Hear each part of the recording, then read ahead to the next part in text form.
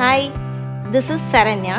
இன்னைக்கு பிளைண்ட்ஸ்க்கான குட்டி சமையல்லாம் ஆம்லா ரைஸ் செஞ்சு பார்க்க போகிறோம். வாங்க எப்படி செய்யலான்னு பார்ப்போம்.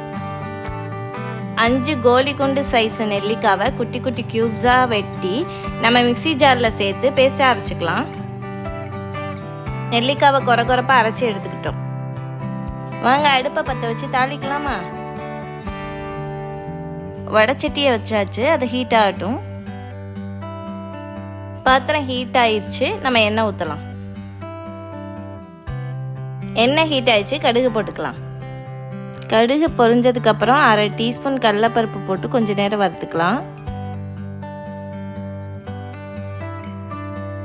3 காஞ்ச மிளகாய், 2 இனுக்கு கருவேப்பிலை போட்டு நல்லா வதக்கிட்டு 1 சிட்டிகை பெருங்காயத்தூளும் 3 சிட்டிகை மஞ்சத்தூளும் போட்டு கலந்துக்கலாம்.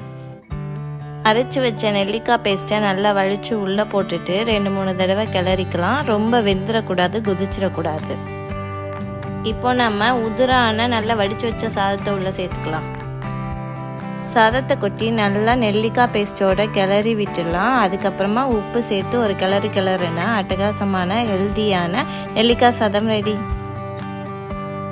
வாங்க டேஸ்ட் பண்ணி பார்ப்போமா.